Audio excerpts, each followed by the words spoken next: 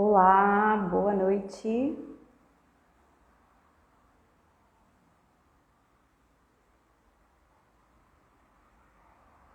Boa noite, pessoal.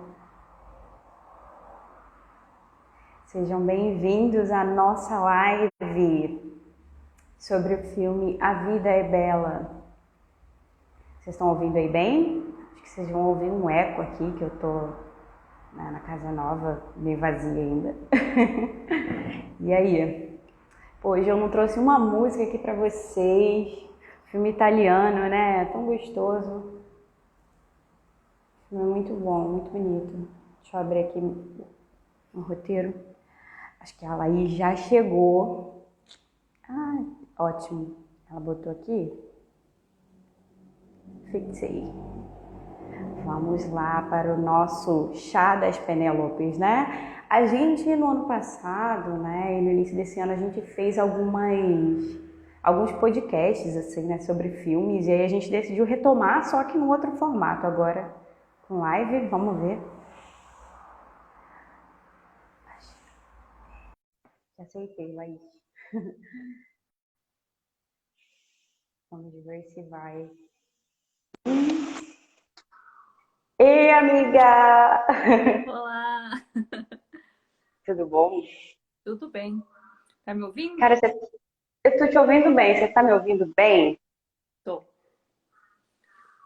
Gente, o Eduardo tá desligando o feijão. Aí tá fazendo mau barulho, mas as coisas não estão ouvindo. Ah, eu não tô ouvindo, não. Ai, ótimo.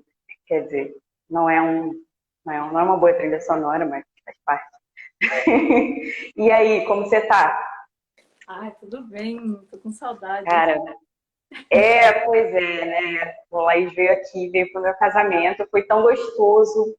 Hoje eu fui assistir a missa na Candelária, né? Eu fiquei pensando na última missa que eu assisti solteira com vocês na Candelária. Ai, foi tão bom. Verdade, foi bem especial, né? Aquele último dia todo, assim, foi bem especial. Pô, sim, foi muito improvisado, né? Então acabou sendo o tema gostoso. Muito bom. Foi uma despedida de solteira É, à vontade, assim, né? Sem frescura. espontânea. Muito bom, muito bom. Mas então, Laís, eu queria que. Acho que é legal você começar, porque eu me lembro que você que sugeriu, né, o Sim, filme, você indicou, fez o post e tal. E já teve algumas pessoas que comentaram sobre o filme, mas acho que é legal você introduzir aí. sim. Eu até ia perguntar, mas depois eu vou perguntar o que que você achou, né? Da primeira vez que você assistiu, porque Aham. você assistiu agora, né? Não sei se você conhecia o filme, mas depois a gente conversa sobre isso. Uhum. Então, para quem não assistiu o filme, ele é um filme de 97, um filme italiano. É considerada quase uma fábula italiana, sabe? Uma fábula de amor, de esperança, um filme Travou só para dramático. mim? Oi?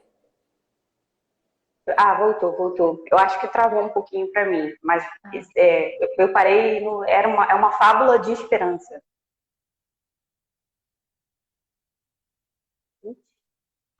Será que sou eu?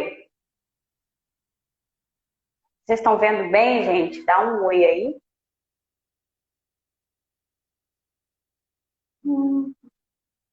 Tecnologia bugando a gente. Vocês estão me vendo, gente? Me ouvindo? Ou será que só a Laís travou? Será que só eu travei? Me avisem aí nos comentários. Ih, a Laís caiu. Ah, então provavelmente era o dela. Ah, ei, tia Daniele tá aí. Ah, que legal. Ah, é aqui, voltou aqui. Vamos ver. Vamos esperar um pouquinho para ver se a Laís chega. Mas, bem, eu não sei se alguma de vocês viu o filme. Quem viu aí, coloca aí o filme A Vida é Bela. Quem viu, bota aí, eu vi. A gente quer saber também, né? Porque, é claro, óbvio, vai ter spoiler, mas. Ai, voltou. vamos lá, né? Show! Foi rapidinho. Sim. Então, vamos continuar. Esse filme é um filme de 97, um filme italiano de 97, que o protagonista é o protagonista e também o diretor é o Roberto Benigni, né? Benigni.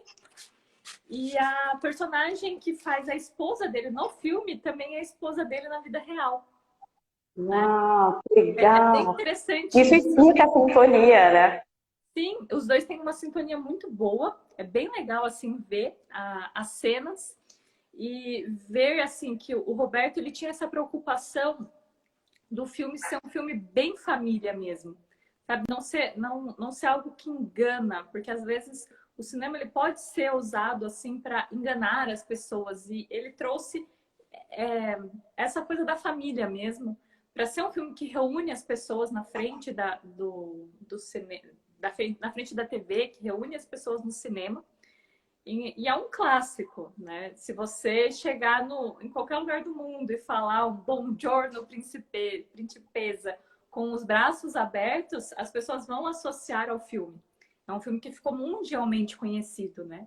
É um filme que ganhou o Oscar, ganhou 3 Oscars, ganhou de melhor filme estrangeiro, ganhou de melhor ator, o Roberto Benigni ganhou de melhor ator e também melhor trilha sonora.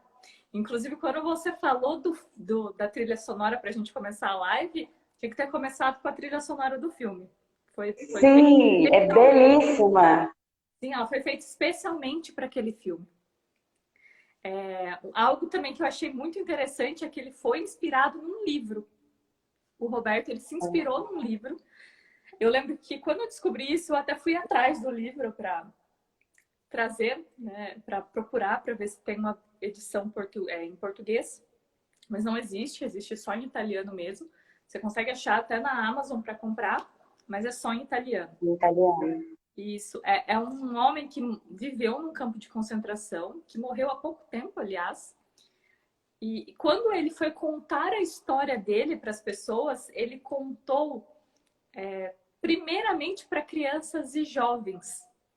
Então, quando ele contou essa história, ele contou de um modo cheio de esperança. Ele contou trazendo esperança para as pessoas, para aqueles jovens e para aquelas crianças. Então, ele contou a história de um modo mais leve, diferente de como se contaria para um adulto. Então, a forma que você conta os horrores da guerra para um adulto é diferente da forma que você conta para uma criança e para um jovem.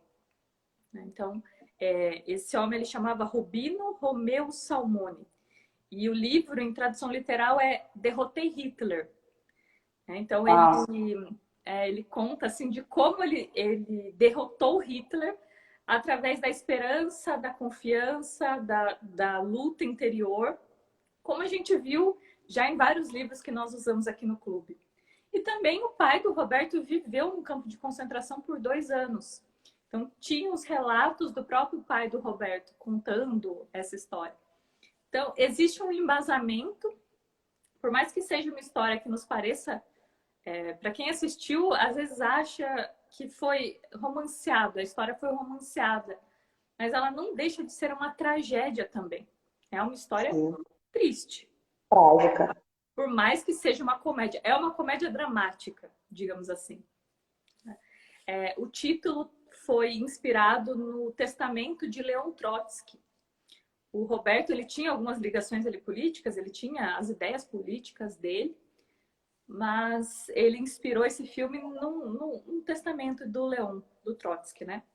E também algo que eu achei muito curioso é que ele é um dos 5 filmes favoritos de São João Paulo II. Olha só. Gente, não é à toa.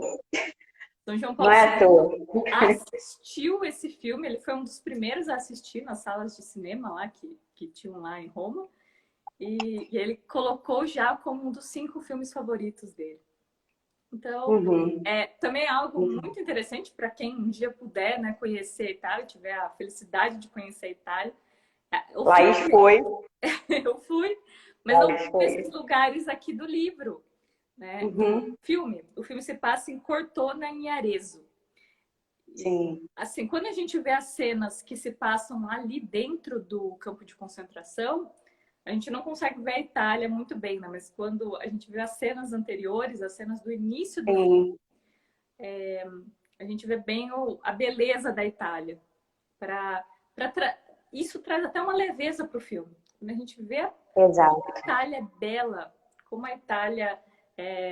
aquilo nos traz a alegria já que a gente precisava para passar para essa segunda parte, que é a parte do sofrimento, que é a parte da dor que pai, mãe e filho passam ali. Então, essa é uma pequena introduçãozinha só para as pessoas se situarem ali sobre uma curiosidade sobre o filme e também sobre a história. Daí a Rapu que vai fazer um resuminho aqui para quem não assistiu a história. Não pensem que é como falo, um spoiler, né? O filme é de 97. É impossível, né? E assim, eu acho que a gente nunca vai conseguir, mesmo se a gente resumir o filme, nós não vamos conseguir passar os pontos que realmente são interessantes, porque ela é muito divertida. É realmente um filme que... Isso para assistir com a família. Talvez não com crianças tão pequenininhas, mas já com adolescentes, pré-adolescentes, porque é muito leve, é muito divertido. Você ri. Eu terminei o filme rindo e chorando ao mesmo tempo, né? Essa sensação. É muito curioso, a sensação é exatamente essa. Assim, para quem chegou agora, caiu de paraquedas, né? A gente está falando sobre o filme A Vida é Bela. E aí, uma breve sinopse, assim, né? A gente acompanha a vida do Guido, que é um judeu, ele mora na Itália. E o Guido, ele é um amante dos livros, então, em alguns momentos, ele é até considerado como um bibliotecário. E aí, ele está vivendo o período da Segunda Guerra, que é um período em que os judeus foram perseguidos. E depois de um tempo, ele tem o filho dele, que é o Josué, né? E aí, quando o Josué tem uns 4 anos, eles são levados para um campo de concentração. E nesse campo de concentração, desde a viagem, né, o Guido faz todo o esforço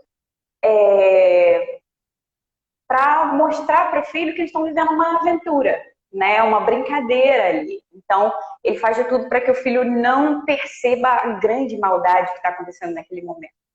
Então, é muito curioso, porque, como a Laís falou, né, existem momentos ali que a gente pode imaginar que fala, pô, mas né, era guerra, isso aí está muito romanceado. E aí, quando a gente entende, né, até a formação do Roberto Benigni, que é o diretor, ele se inspirou num diretor que se chama, acho que é Federico Fellini, que foi um diretor italiano que ele montou como se fosse assim, uma forma, né? Ele moldou a forma do cinema italiano. E quando você digita lá no Google Federico Fellini, as cenas são muito parecidas, né, com aquele início ali do filme, que a gente percebe uma coisa muito expansiva, uma coisa meio barroca, meio fantasiosa, né? A festa ali, quando eles estão vivendo, é tudo muito branco, tudo muita pluma, né? Então, o Roberto, ele bebe muito dessa fonte, que traz toda essa coisa de um cenário, né? É uma coisa meio peça teatral, né? Para quem foi no teatro, consegue perceber que tem um pouco desse tom, né? No momento em que o Guido está servindo os dois, tá no restaurante, né? Servindo um e depois servindo o outro, o instrutor lá de Roma, fica muito uma coisa de teatro, é muito curioso isso. Então, ele traz um pouco dessa característica. E uma outra coisa, né, que o Roberto, que é o que faz o Guido, e que é também o diretor do filme, ele se inspira, assim, né, totalmente no Charlie Chaplin. Fica na cara, ele tem umas cenas em que ele utiliza o chapéu e brinca, e usa muita expressão, né? E tudo isso, assim, é um meio de comunicar aquilo, né? Por exemplo, tem uma cena muito curiosa em que ele está vivendo... Ele vai como se fosse representar um instrutor de Roma na escola, né? E aí a posição do instrutor é explicar por que a raça dos arianos é superior, né? E olha só que loucura, e ele é judeu, né? Ele foi lá meio que para ver a Dora, que era professora e que ele gostava dela. E ele começa a brincar, né? Ele começa a mostrar, nós somos a raça superior porque nós temos orelhas. Ele vai brincando, usando o humor para mostrar que, olha, né? Tudo que ele está pontuando é o que todo mundo tem. É muito engraçado. Isso, gente, se vocês verem assim, um trechinho do filme do Charlie Chaplin é exatamente isso, né? Ele usa esse humor físico, essa coisa de expressão, medo, né? Essa coisa rápida, assim, né? Papum, que é uma coisa também que eu acho que os italianos, eles são... Bem, eu não conheci muitos italianos, mas os filmes que eu vi, seriado, né? Eu vi um seriado do Chef's Table. Cara, você não precisava nem ligar o som. Só pela expressão corporal, o jeito de trabalhar na cozinha, você sabia quem era o italiano. Né? Em geral, eles são muito expressivos. A minha primeira experiência na Itália, o primeiro italiano que eu conversei, ele me xingou. Foi o primeiro. Olha que loucura! Ele me xingou, sabe? Porque eu não conseguia encontrá-lo. Era o motorista que ia me levar para o meu hotel.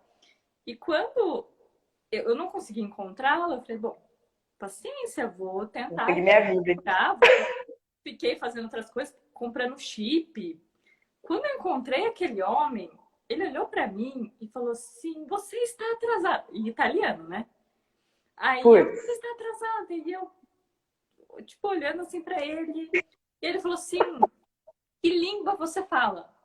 E eu olhei e falei assim, English. E ele, que língua? Que língua você fala? E eu, português. Aí eu falei, português? Ele, ninguém fala português aqui. Esquece de português. Ninguém fala português. E eu uma cara assim pra ele, tipo, okay. Só que não adianta. Eu sou fleumática demais. E o que eu fiz? Eu ri. Eu achei. Ele ficou mais puto ainda, né? Mas é vontade. Quando eu vi esse homem, ele ficou tão bravo, mas ele ficou tão bravo comigo. E eu simplesmente ri da cara dele. E... Sim, foi essa a primeira experiência na Itália. Um gostinho do que são os italianos, né? Foi assim, foi bem marcante, assim. Eu não me lembro do rosto dele, mas eu me lembro dele gritando e perguntando as coisas para mim. E, inclusive, ele me puniu depois, porque ele me deixou tão longe do meu hotel. Eu tive que andar, assim, muito tempo até eu achar o coitado do hotel. Mas deu tudo certo no final. E depois eu conheci italianos simpáticos. Mas eu gostaria de ter conhecido um Guido da vida, porque a primeira experiência foi marcante. O Guido, ele tem uma presença não só no filme, né, mas muito marcante e totalmente diferente do que a gente vive hoje em dia, né? Quando a gente pensa no cenário do filme, poxa, é a Segunda Guerra, né? Tá acontecendo uma coisa muito triste ali, muito dramática, muito trágica, e é muito curioso, né, a forma com que ele lida, porque desde o início a gente percebe que já existe uma tensão ali no filme, né? Ele chega na cidade com um amigo, ele está trabalhando ali, mas já há alguns ataques pontuais aos judeus. E aí, depois de um tempo, passado 4 anos, ele se casa com a Dora, eles têm o Josué, e a coisa está muito mais severa, né? A loja dele, que ele conseguiu abrir a livraria, enfim, né? A loja dele está escrito lá, né? Propriedade de judeu. Já está marcado ali, né? Existem lugares onde eles não podem passar. Aquele momento em que ele passa com o filho, né? Diante de uma loja e está escrito ali, não entram judeus e nem cães. E eu falei assim, cara, sei lá, eu fiquei pensando, se sou eu com meu filho, eu não sei o que fazer, sabe? Porque o nosso primeiro instinto, né? Quando a gente está vendo que alguém que a gente ama pode sofrer, o nosso instinto naturalmente é poupar. Só que a gente sempre escolhe uma maneira muito tosca, né, de poupar o outro. Geralmente a gente tem muito medo que a pessoa perceba a verdade, sofra. E, num certo sentido, isso é muito natural. Uhum. Mas a solução que o Guido dá é uma coisa assim que já demonstra que o nível, né, de imaginação dele está muito alto, né, ou está muito mais amplo, né? Eu não diria assim hierarquicamente, mas assim ele tem uma consciência muito maior das coisas e a longo prazo, sabe? Eu fico pensando muito assim, porque você imagine, ele poderia ter narrado tudo aquilo que aconteceu de um outro jeito para o filho dele. Eu sempre me lembro muito da Samia falando, né, que os pais eles são intérpretes da realidade para os filhos. Isso ficou muito gravado, né? Comecei a pensar na minha infância, na forma com que eu fui criada, na forma com que eu vejo o mundo hoje. Então, essa primeira parte da vida, da nossa vida, né, da vida humana, ela dita muito como a gente vai lidar com as coisas, como a gente vai lidar com o sofrimento. É claro, eu não estou dizendo aqui que, sei lá, se você deixou de receber alguma coisa, que naturalmente todos nós, né, é impossível que nossos pais deem tudo, eles não são super-homens, né, isso é natural, eles são humanos. Mas, assim, o que você recebeu na infância é a tua base ali para você, para a tua personalidade crescer. Mas não significa que você não pode buscar outras coisas na vida adulta, né? Mas o que eu quero dizer é que a forma com que o Guido conduziu e narrou tudo aquilo naturalmente fez com que o Josué tivesse um olhar de esperança para o mundo, né? E que no final ele fala ali algumas palavras que indicam exatamente isso, né? É basicamente isso, olha, meu pai salvou a minha história, né? E salvou a vida. Sim, essa cena do que é proibida a entrada de cães e judeus, para mim é uma das cenas mais que você olhar assim, tristes e cômicas. Ele conseguiu fazer essa mistura assim, bem perfeitamente. Nessa cena. É muito inteligente, né? Realmente. Na construção da cena. O Guido e o Josué estão andando e eles veem ali uma placa escrito proibida a entrada de cães e judeus. E o Josué ali, né, tá aprendendo a fazer a leitura, ele lê aquilo e pergunta por que não pode entrar cães e judeus. E nisso o Guido diz, as pessoas podem fazer o que elas quiserem. E Olha só. eu gostei muito dessa frase quando ele responde isso, porque é exatamente isso. De nenhuma maneira ele tira a liberdade do outro de fazer o que eles querem fazer. Eles não querem que cães e judeus entrem aqui, ele faz o que ele quiser, né? E do mesmo jeito ele falou assim, bom, eu conheci um chinês que proibiu a entrada de cangurus e de não sei o que, né? E ele coloca essas possibilidades e daí ele fala assim, bom, vamos fazer uma placa na nossa livraria dizendo o que a gente não quer aqui. E ele pergunta para o Josué, Josué, o que você não gosta? E o Josué diz, eu não gosto de aranhas. Bom, eu não gosto, eu até anotei aqui, e eu não gosto de visigodos. Vamos proibir a entrada de aranhas e visigodos. Pronto, ele colocou, ele apresentou a situação para o Josué de uma maneira leve. De uma forma que ele compreendesse também, né? Não entendi. De uma forma que o Josué compreendesse também. Sim, também. Eu gostei muito disso, porque ele deixa livre para o Josué entender que as pessoas são livres de dizer até que elas não gostam de outras pessoas. Para você ver, né, que nível chegava ali. Mas ele defendia essa liberdade e, ao mesmo tempo, colocava ali para o Josué dizendo não vamos deixar entrar aranhas e visigodos na nossa livraria. Então, é uma forma de contar a história de uma forma mais leve, de uma forma mais tranquila para uma criança e para ele mesmo, sabe? Eu olhava o Guido como um sanguíneo. É aquele sanguíneo, sabe aquele sanguíneo dos mais sanguíneos possíveis?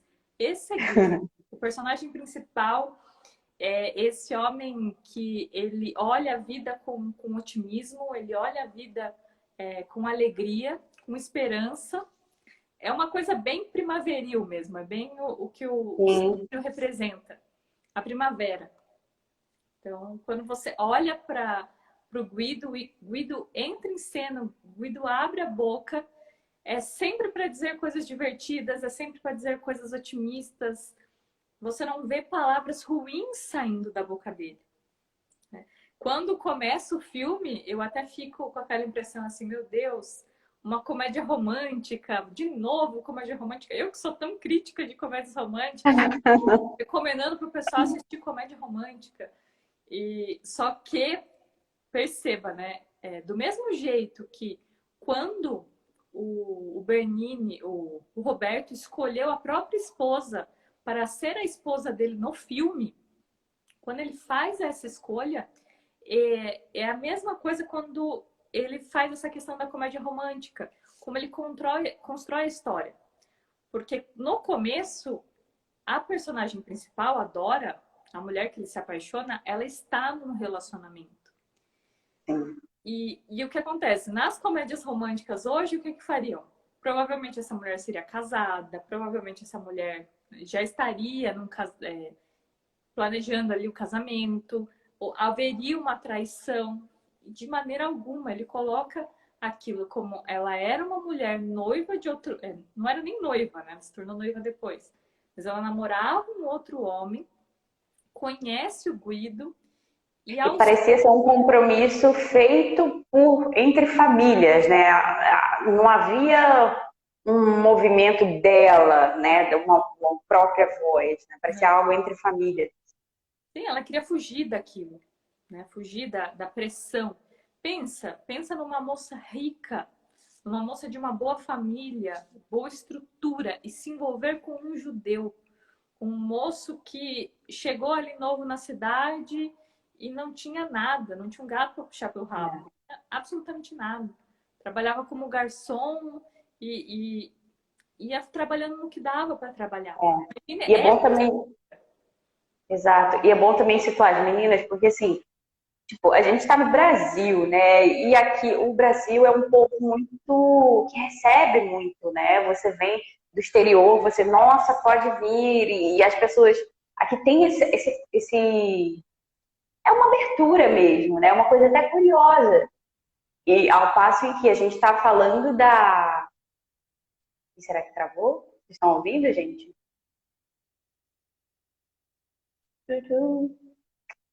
Agora, eu não sei se foi a minha conexão, se foi a da Laís. Digam aí se vocês estão ouvindo, gente. Acho que foi. Aí voltou. Então, ao passo em que, no caso, nós estamos falando do período da guerra e de outro país, né, onde não está. Ixi. Eu também não estou te ouvindo, Laís. Vocês estão ouvindo, gente?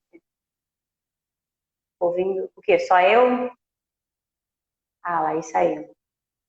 Tá, vamos ver enquanto a Laís tenta voltar de novo.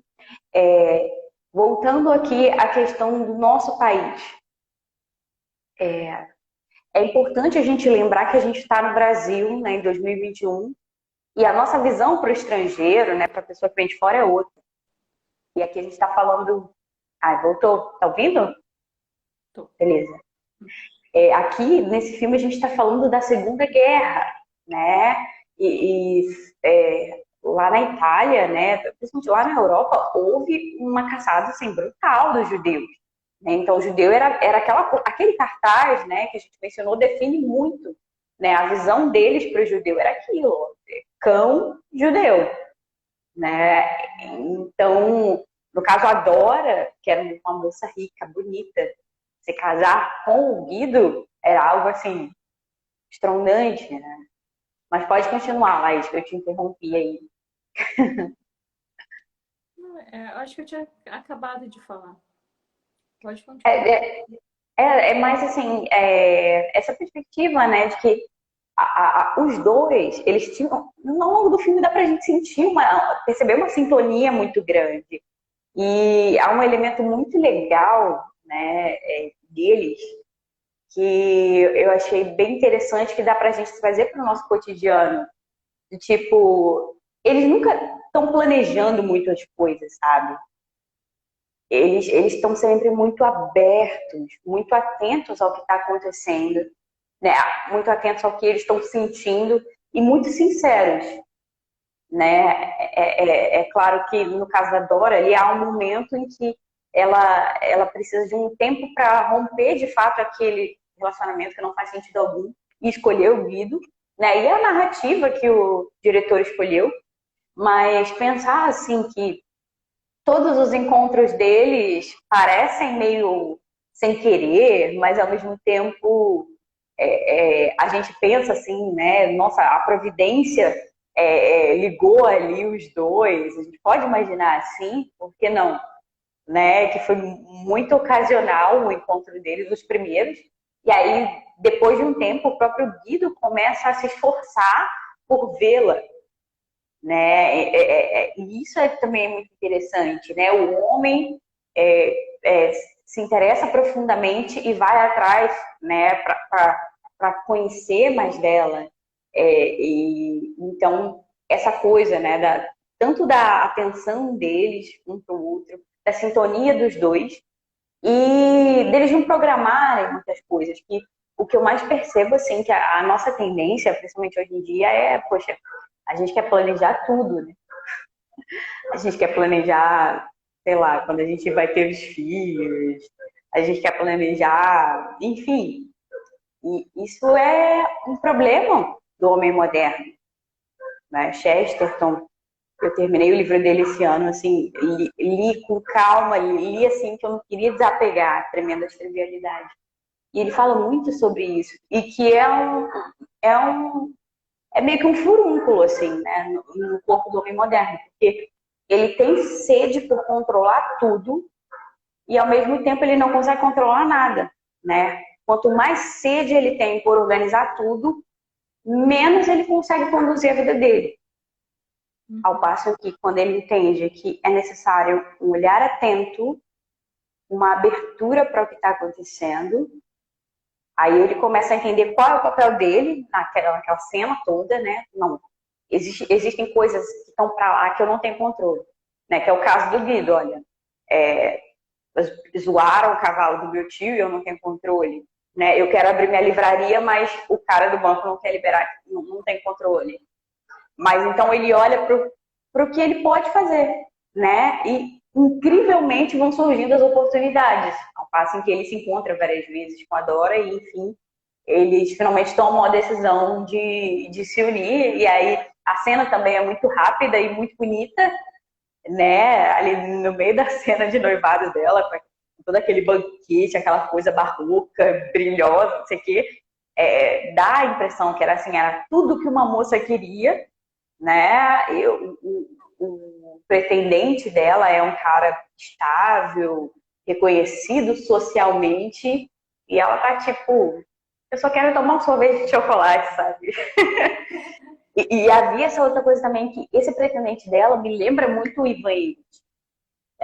Foi assim, é batata, né? Incrível. É aquele estereótipo que assim, eu estou cumprindo o meu protocolo social, eu e Dora moramos na mesma rua, estudamos na mesma escola, nos unimos, e é o nosso destino se casar. E ela tá tipo, não. É muito bom, é muito bom. Sim. É muito leve tudo que acontece. E eu me lembrei até de A Felicidade Não Se Compra.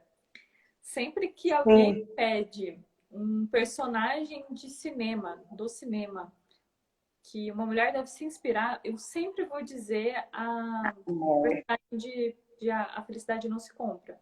Sempre vou dizer ela. Só que quando eu olhei a Dora, né, eu reparei na Dora, principalmente nessa última vez que eu assisti, Uhum. eu percebia na Dora esse olhar também. Quando ela olhava para o Guido, ela sorria. Quando ela olhava para o Guido, você sentia que ela se iluminava. Né? Ela vivia ali naquela situação ruim, uma situação chata. Ela não estava satisfeita com o relacionamento que ela estava, ela não estava satisfeita com a forma que a família dela queria conduzir a própria vida dela. Mas quando ela viu o Guido, tudo se iluminava. E ela escolheu aquele homem Então, quando você vê nas cenas seguintes, quando eles já estão casados, o Guido, o filho, a gente percebe como ela ama aquilo que ela está fazendo naquele momento. Ela ama, ela dá vida para aquela família. Porque ela poderia ter sido poupada. Por ela ser alemã não, por ela ser italiana e não ser judia, ela poderia ter sido poupada. Mas o que acontece? Ela simplesmente diz, não, eu quero ir também. E ela vai para o campo de concentração também para dar a vida dela. Se eu tiver que morrer, eu vou morrer junto com eles. Ela faz esse trabalho interior de entrega pela família dela. Entrega pelo marido, entrega pelo filho. Então, se a gente buscar coisas no cinema, mulheres no cinema, para a gente se inspirar, eu diria também que a Dora é um exemplo, mesmo que mostre muito pouco sobre ela. Porque o filme é mais focado mesmo no Guido e no filho, e no Josué. Então, nessas pouquinhas cenas, que são essas cenas que ela está junto com o Guido, a gente percebe como uma mulher deve se comportar junto daqueles que ela ama. Como eu devo me comportar junto ao meu marido? Ou junto às pessoas que precisam de mim, né? Não precisa ser o marido, pode ser o pai, pode ser um irmão, pode ser um tio, um irmão, uma mãe. Quem precisa de mim ali? Como eu devo agir diante dessas pessoas que eu amo? Exato.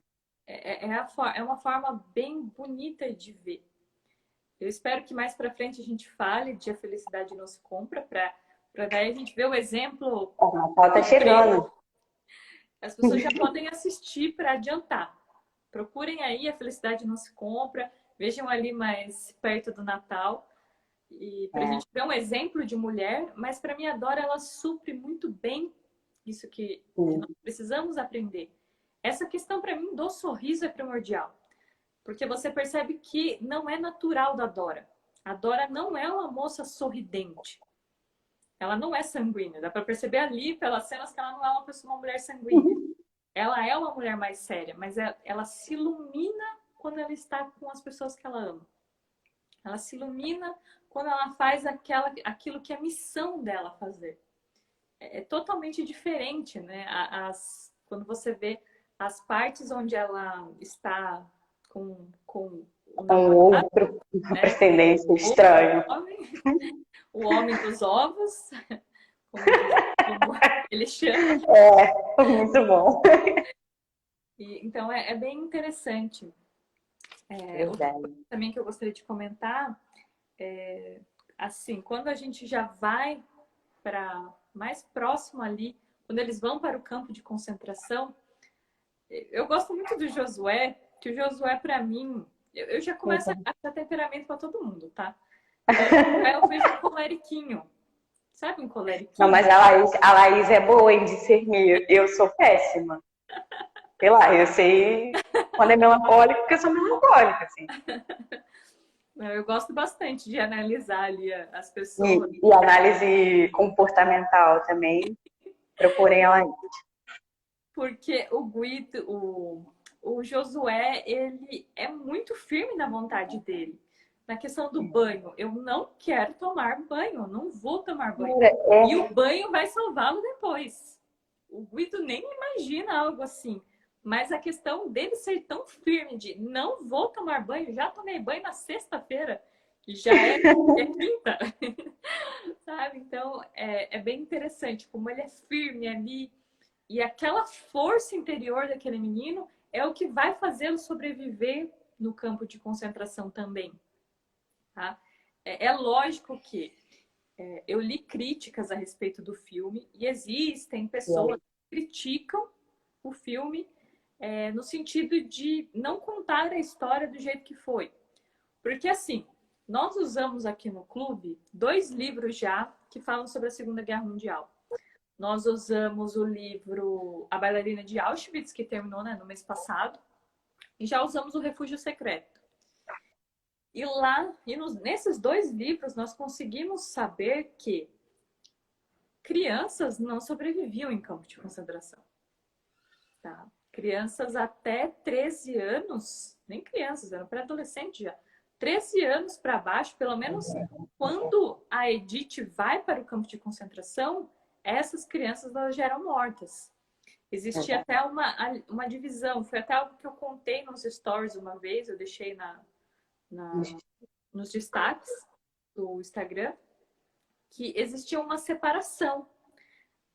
As pessoas com menos de 13 anos e mais de 40 para uma fila e as pessoas entre a cidade para outra.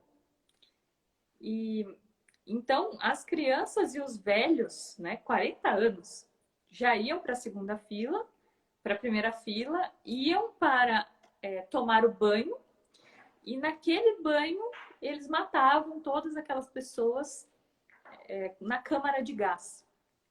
E essa cena ela é até mostrada no filme, quando mostra o tio do Guido. Que o tio do Guido vai lá, eles tiram a roupa, né, colocam num cabidinho, e eles avisam as pessoas, olhem, guardem bem o lugar que vocês estão deixando suas roupas, para vocês voltarem buscar depois.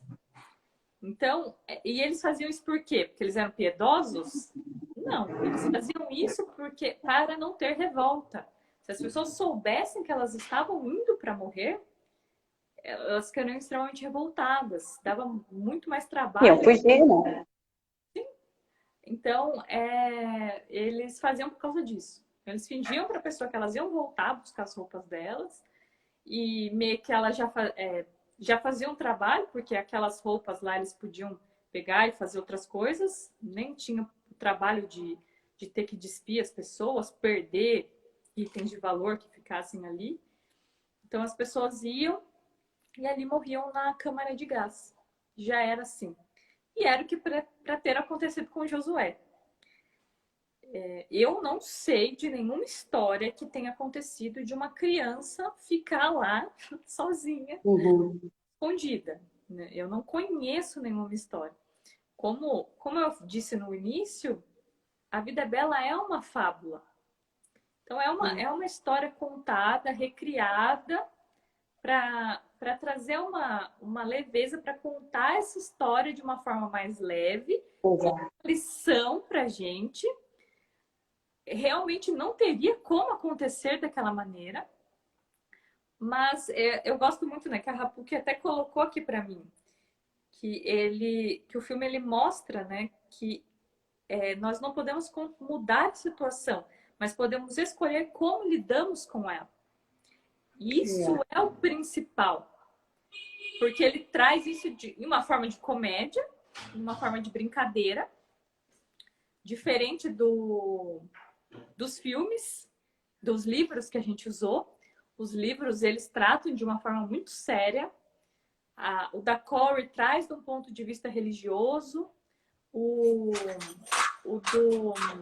Da bailarina de arte é mais psicológico, mas de qualquer maneira a gente vê ali do Guido a mesma história sendo contada de uma maneira mais cômica, mais leve, para a gente entender o que está acontecendo e para a gente conservar a esperança no coração. Acho que isso é o principal.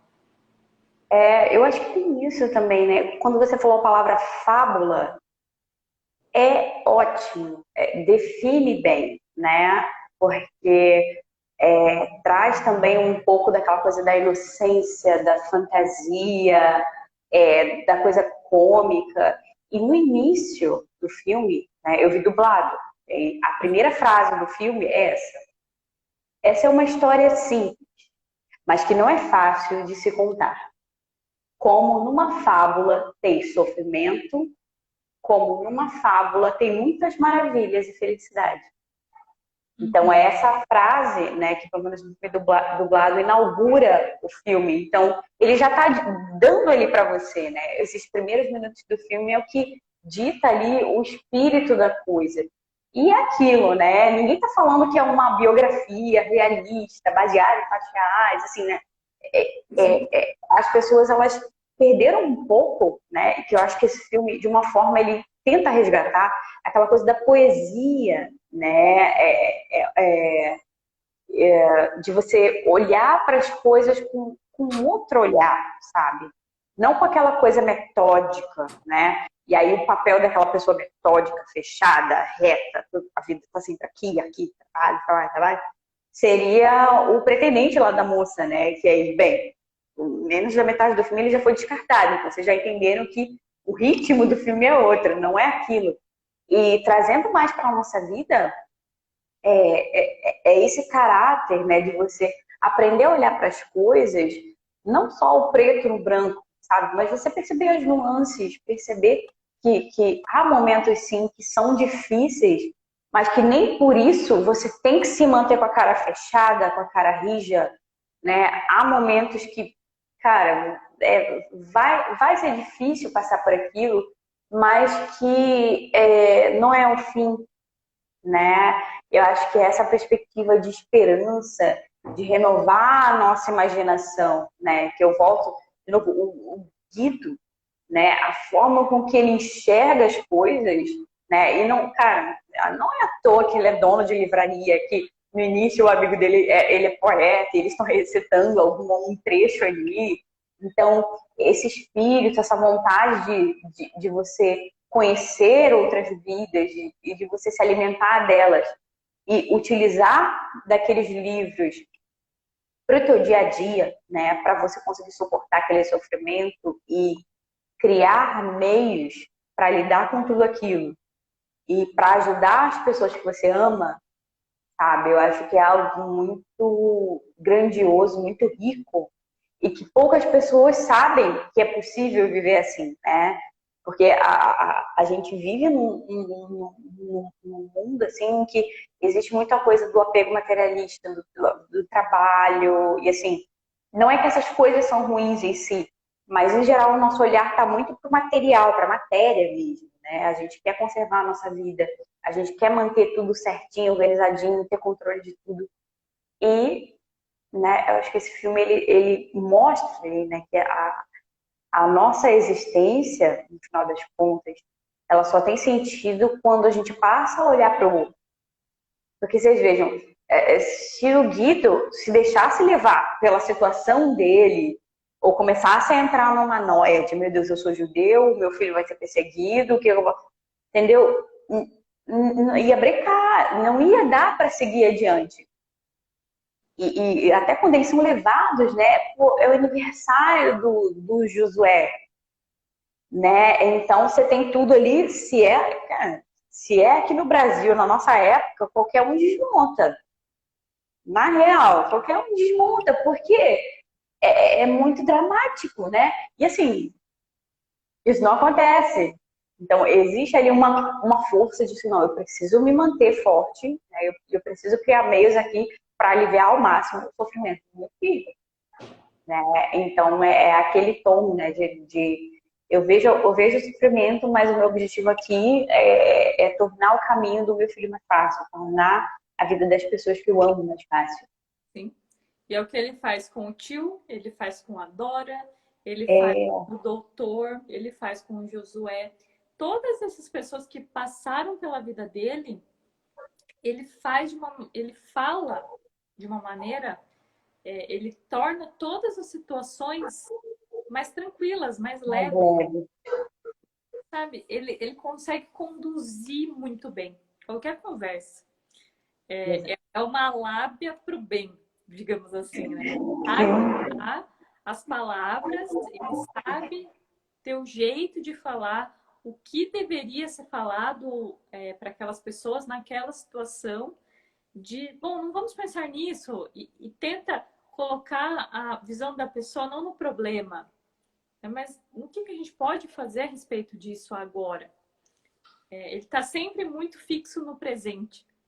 É bem isso que você falou mesmo, deles não terem essas preocupações, porque a vida deles está no presente. O Guido é uma pessoa que ele vive no presente. E não é algo puramente materialista, sabe? Ele tem... Os objetivos dele são sempre muito nobres, são sempre muito grandiosos. Ele não quer fazer algo para se aparecer, para ser melhor que as outras pessoas, para que as pessoas saibam dele. Ele quer porque ele quer ser visto pela princesa. Ele quer porque ele quer que o filho dele não sofra muito. Porque, assim, quando você vê a descrição de um campo de concentração, Putz, quando você vê a descrição, né, que a Corey, que o Viktor Frankl. Frankl, que a Edith faz, de como é A lá Thaís tá aí, a Thaís gosta do Frankl. assim, quando você vê esses personagens falando de como é um campo de concentração, quando você vê imagens, eu acho que o Frank é Exato. um dos que relatou de uma maneira mais forte aquela Sim. cena, né? Dos homens se empilhando e dormindo um em cima do outro. E assim, e às vezes um homem morria ali mesmo, e você tinha que dormir com um cadáver até eles tirarem de lá. Piolho, Os o da Corey, piolhos, né? A gente ouviu. as pulgas, Imagine. sim, era esse tipo de realidade. Logicamente, a forma que está ali em A Vida é Bela é muito mais tranquilo, realmente, né? Porque o Josué ele não vê esse tipo de situação. Porque seria realmente muito chocante para ele. Então, até quando existe uma cena que poderia chocá-lo, que é a questão do pai sendo levado com uma metralhadora, uma arma, né? Não sei que arma que é, mas é levado com aquela arma, aquele fuzil. E então o Guido ele mostra aquilo de uma forma divertida para o filho. Não, a gente está brincando, a gente está só brincando. E assim, pode parecer também que você não quer deixar a realidade para o seu filho, não quer que o seu filho veja a realidade. Mas, gente, o Josué tem 4 anos de idade, sabe? Aquela realidade para ele, ele não tinha necessidade nenhuma de saber. E muito provavelmente a mãe dele, depois da guerra, poupou ele durante muito tempo do que aconteceu. Sabe? Não existe essa necessidade de contar para os filhos, de falar para os filhos, falar para crianças as dores. Não tem necessidade nenhuma. Isso me lembra a Camila Abadi uma vez, que a gente perguntaram para ela se a Chloe lia os livros da Casa de Penélope. Madame Bovary, se ela leu Madame Bovary, eu lembro. Isso. E depois acho que ela Eu acho queria que ler. provavelmente essa pessoa que perguntou não leu Madame Bovary. Uma explicação. Perguntou para ela, né? Eu acho que foi a própria Chloe que quis ler. Eu acho que ela queria ler. Não me lembro direito. Mas a Camila falou assim: não, eu quero que ela tenha contato com personagens bons, com personagens realmente bons. Os maus a gente deixa para depois. Ela vai conhecer, a vida vai levá-la a conhecer esses personagens maus. Exato. Mas ela precisa saber o que é bom, e sabendo o que é bom, ela já vai saber o que é mal ali, mas ela não precisa saber realmente o que é mal. E é exatamente isso que o Guido faz com o filho. Todo momento ele cuida para que o filho não tenha contato com aquela maldade. Não tem É uma sensibilidade, né? É uma sensibilidade dele de perceber o nível de consciência do filho e até onde é necessário ir. E, pô, você vai dar para uma criança de 13 anos um livro onde uma mulher se mata? Acho que não, né? Sim. É corromper totalmente a imaginação. E mesmo com a Sim. gente. Por isso que a gente orienta, tanto aqui no clube, da gente ter essas leituras com um tema e seguir esses temas e ter em vista essas personagens e o que elas podem nos ensinar. Por Exato. quê? Porque a gente pode corromper todo o nosso imaginário querendo ver tudo. Porque geralmente as Exato. pessoas têm essa necessidade de ver tudo, de saber tudo, de querer acompanhar tudo. E isso faz muito mal para a nossa imaginação. Faz muito mal. Então, Exato. assistir séries da moda, ler livros da moda, ficar tudo que os outros falam e vai lá e lê. E porque às vezes tem um personagem, mas tem um personagem ali que é bonzinho, que é cristão, e assim, e às vezes não tem nada a Não tem ver. substância. Quem são as pessoas que estão falando desse livro? Você confia nessas pessoas? Você confiaria sua alma a essas pessoas? E realmente o cinema, isso é algo que eu achei bem interessante que no documentário do Brasil Paralelo que eles fizeram, A Sétima Arte, eles falam muito disso. Eu acho muito interessante, né? Quem puder assistir esse documentário para entender o que o cinema, o poder que o cinema tem nas nossas, como eles Sim, transformam a nossa forma de ver a vida. Então, quando a gente pega um filme como A Vida é Bela, é esses filmes leves que a gente precisa colocar no nosso imaginário. É lógico, existem filmes bons que não são leves e tudo bem, né? Eu acredito em muitos clássicos que as pessoas falam, filmes que provavelmente por eu mesma não assistiria, eu assisto porque alguém que eu confio está dizendo que é um clássico, mas nos faz falta esse conteúdo, que é um conteúdo que vai trazer mais esperança para o nosso coração, exato. né? Não vai trazer agitação. E então é esse exemplo que eu percebo que traz esse filme e as lições, além dele ser muito divertido, então eu recomendo que as pessoas assistam, por ele ser divertido, ele é engraçado. O Guido, o Roberto, né, o personagem principal, o ator principal, ele ganhou um Oscar pela atuação, então ele está muito bem no filme. Sensacional, você realmente acredita que ele está ali no campo de concentração, você realmente acredita que ele é pai do Josué, que ele ama aquele menino, que ele ama aquela esposa. É muito bonito a gente ter essa vivência na nossa mente, para a gente voltar a esses personagens e pensar como eles lidaram com essa situação. É, Eu gostaria de aprender mais com o Guido para entender mais como que eu lido com tais situações, com situações de extremo estresse. Porque você percebe que no filme, quando ele está muito estressado, ele começa a rir. E ele começa a rir muito, porque ele precisa fingir para o Josué que está tudo bem. Então ele começa a rir, a rir, a rir, mas é rindo de nervoso, literalmente, né? mas de algum modo aquela risada, né, vai enviando mensagens pro cérebro, tipo, olha, eu preciso me tranquilizar, Sim. né? O nosso corpo é uma coisa muito impressionante, assim. Não é o riso esperado do Coringa, né? A gente pode falar Exato. assim, não, então a pessoa tá rindo porque ela tá estressada, a gente já pensa no Coringa. Não é o Coringa, Não é isso. tá? Não é esse riso doentio. Exato, exato. Mas eu acho que fica assim, né? A gente já tá chegando aí a uma hora, eu acho que, não sei, acho que pra mim a gente conseguiu alcançar bem a meta da live, que era exatamente essa, assim, né? O título do filme é A Vida é Bela. E quando a gente olha o Guido e a gente olha assim, né? Como se ele fosse mesmo uma pessoa real, com todos aqueles dramas, e se esforçando ao máximo por tornar a vida dos outros mais amável. Eu acho que ele fica como um exemplo ali na nossa ficha, né? A gente sempre fala sobre imaginação e tal, né? Então a imaginação é essa nossa caixinha aí onde a gente vai guardando um monte de coisa.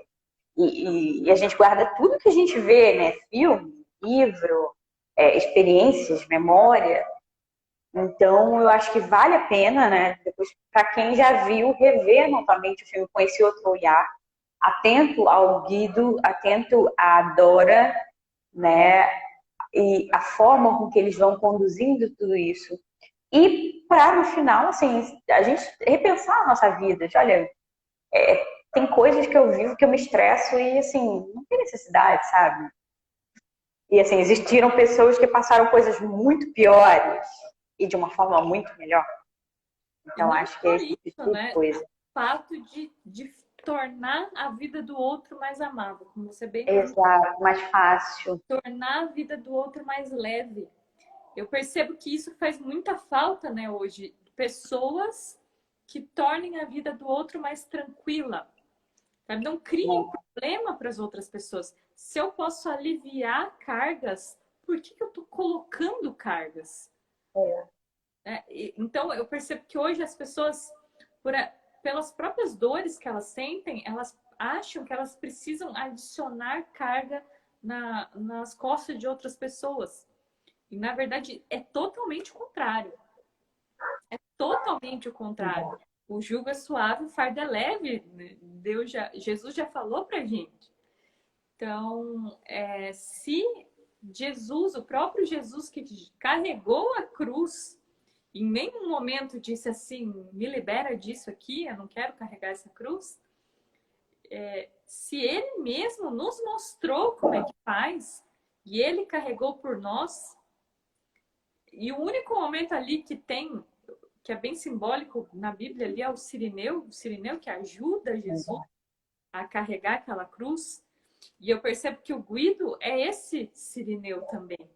Ele foi o Cirineu do filho dele, que era para ser algo traumático, era para ser algo horrível, mesmo para a esposa que estava vivendo ali o sofrimento num outro campo de concentração.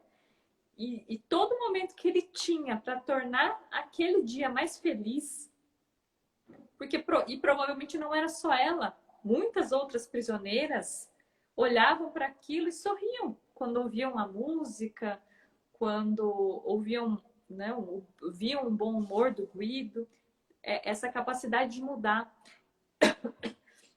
Só para encerrar, também para as pessoas que forem reassistir ou assistir pela primeira vez, observar a diferença do semblante das pessoas que eram os nazistas, né, que eram pessoas a favor do que estava acontecendo, do nazismo, e as pessoas, e do Guido, da família do Guido, das pessoas que estavam Ficou muito marcado, né? A expressão é diferente. Eu sei que é algo que o filme construiu mesmo, mas a gente percebe que as pessoas que são mais infelizes, que são mais amarguradas, a expressão dela é mais fechada. É uma expressão que dificilmente você tira um sorriso. O olhar dela é um olhar julgador. E é diferente quando você vê o Guido e as pessoas ao redor do Guido. Porque ele conseguia transformar até o olhar daquele companheiro dele lá naquela cela. Que vivia com ele ali no campo de concentração. Ele conseguia transformar até esse olhar. E daí, eu esqueci de perguntar para você, como foi para você assistir o filme pela primeira vez? Eu não sei nem se você conhecia. Porque esse é um filme, Rapuki, que eu conheço desde criança. Tá? Eu lembro de assistir com a minha família. Então eu assisti ele várias vezes. Eu não sei se ele passava na TV, eu acho que ele passava na Cultura. E daí ele passava várias vezes. E eu assistia com os meus pais. Meus pais adoram esse filme, acham lindo. E daí quando eu me lembrei, eu falei, nossa, a gente está falando de Segunda Guerra. Olha só, esse filme faz parte... Fazia muitos anos que eu não assistia, mas ele fez parte da minha infância também. Legal. Né? Eu não sei se você conhecia já. Então, eu já conhecia, vi trechos, mas eu nunca tinha visto ele todo, né? E foi muito curioso, porque enquanto a coisa ia acontecendo, eu ia percebendo que eu ia sentir, né? Nossa, quando aconteceu ali a prisão deles e eles sendo encaminhados para o campo de concentração, por mais que o Guido tente amenizar, eu já fiquei meio tensa, nossa, agora começou, sabe? E toda aquela coisa da esposa ir atrás e tudo mais. Mas é exatamente isso, né? Ele deixa esse gostinho, né? Essa fragrância de esperança na gente. É inevitável. Por mais que a gente fique comovido e fique pensando, não, mas e se tivesse acontecido de outro jeito e tudo mais, eles tivessem conseguido fugir. A gente fica mirabolando sempre essas coisas, né? Mas no final fica esse gostinho assim, de esperança e de que, olha, por mais que a coisa esteja muito difícil, sempre dá para tornar a vida do outro melhor. Né? Por mais que você esteja sofrendo, olhar para o outro, no limite pode te salvar também, né? Pode trazer mais sentido para a tua vida. Então foi uma experiência muito boa.